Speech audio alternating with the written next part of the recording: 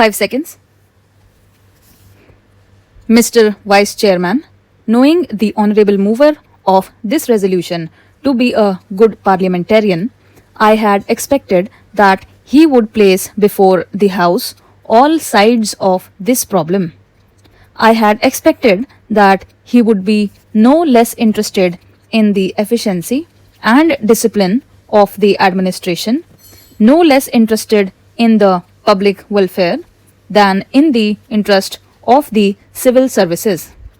But I am sorry to observe that he has taken only one view of the matter, namely, the interests of the civil services alone.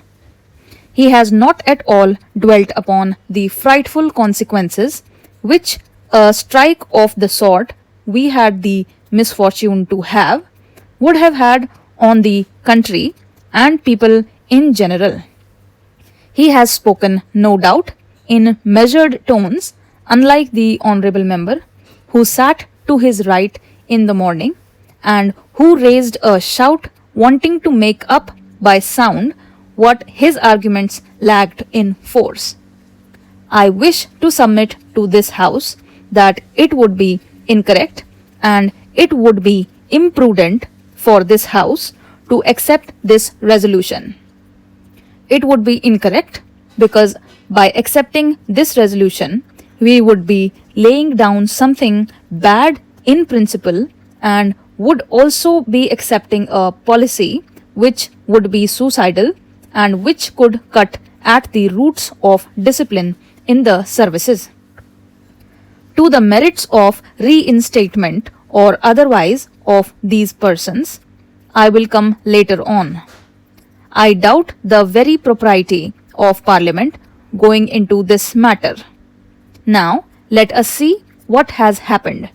Whether right or wrong, departments have taken up the question of these strikers, those who took part in this strike, those who indulged in disobeying the ordinance, several cases of sabotage and intimidation, including criminal ones, have been gone into, and the authorities have taken some decision. In some cases, the government have taken the decision, and in some cases, the departments have taken the decision.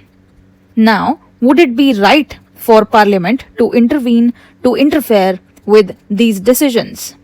Suppose we do that. Suppose Parliament interfered with the decisions made by the government or by the heads of departments. Tomorrow, with what face and with what authority can the head of a department extract service from his subordinate? This is the question which the mover must see, and also the honourable honorable members who have spoken in support of the resolution. Unemployment is mounting up, and we have not been able to generate enough employment opportunities to provide even for those people who are entering the labour market today, perhaps to the extent envisaged during the third plan. The point that I want to make is that it is not quite justifiable to take only one aspect of the third plan period, namely the exigencies of capital mobilization, out of the context of the general economic situation in the country. When we are, therefore, making this huge tax effort, we will have to apply our mind with equal seriousness, if not more, to see that the income generation in the community is as great as is envisaged, so that the savings and investments could be effected without disturbing unnecessarily the consumption pattern in the community. Whenever there is any tax on corporations, this cry is raised, and this cry is always belied by what the industrialists themselves have claimed to be the sensitive barometer to find out the climate for capital information. I mean the stock exchanges.